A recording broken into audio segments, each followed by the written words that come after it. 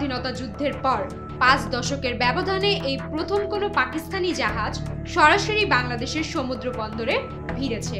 করাচি বন্দর থেকে ছেড়ে আসা জাহাজটি স্থানীয় সময় বুধবার 13 নভেম্বর সরাসরি চট্টগ্রাম বন্দরে ভিড়ে, যা দুই দেশের সম্পর্কে নতুন মাত্রা যুক্ত করেছে।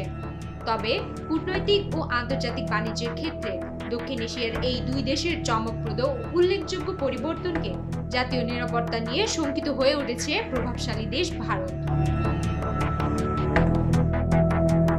ভারতীয় সংবাদ মাধ্যম টেলিগ্রাফ ইন্ডিয়ার প্রতিবেদনে বলা হয়েছে, ভারতের পূর্ব ও পশ্চিমাঞ্চলীয় দুই প্রতিবেশীর মধ্যে এ ধরনের সরাসরি সামুদ্রিক সংযোগ চালু হওয়ার ফলে বাংলাদেশের দক্ষিণ পূর্ব উপকূলের কাছাকাছি থাকার কারণে ভারতীয় উত্তর পূর্বাঞ্চলীয় রাজ্যগুলোতে অস্থিতিশীলতা ছড়িয়ে পড়ার শঙ্কা রয়েছে।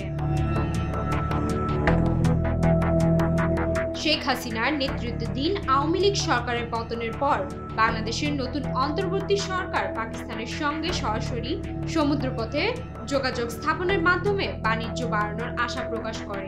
তবে পাকিস্তান ও বাংলাদেশের সরকারি মহলে এই বিষয়টি নিয়ে আশাবাদ থাকলেও ভারতীয় কৌশলগত বিশেষজ্ঞ সতর্ক করে বলেছেন যে এই সম্পর্ক পরবর্তীতে ভারতসহ গোটা অঞ্চলের জন্য উদ্বেগের কারণ হয়ে দাঁড়াতে পারে।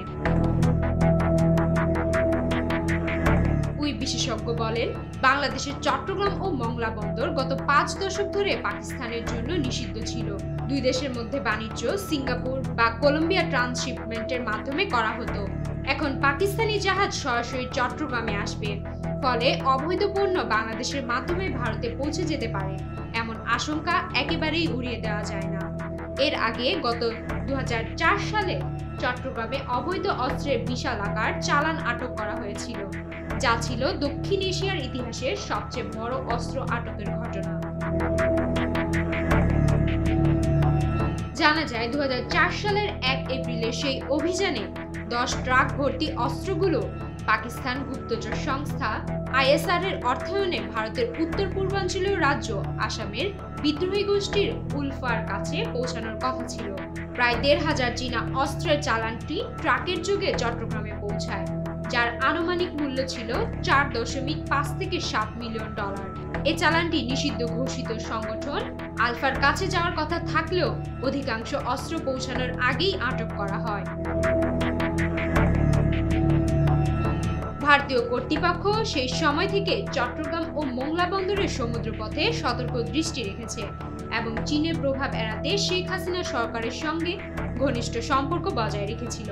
গত বছর মংলা বন্দরে একটি টার্মিনালের পরিচালনার বিষয়ে চীনের ওপর কৌশলগত বিজয় লাভ করেছিল ভারত, কিন্তু এখন পাকিস্তান চট্টগ্রাম বন্দরে প্রবেশাধিকার পেয়ে গেছে। এই দুই বন্দরের সমুদ্রপথ এখন পাকিস্তানি জাহাজের জন্য উন্মুক্ত হয়েছে। মিয়ানমার ও চট্টগ্রামের খুব কাছাকাছি অবস্থানে থাকায় এই বিষয়টি আঞ্চলিক ভূ-রাজনীতিতে প্রভাব ফেলবে বলে মনে করছেন ভারতের নিরাপত্তা বিভাগের একটি সূত্র। Sumaiya Mitu, news desk, south Asian Times.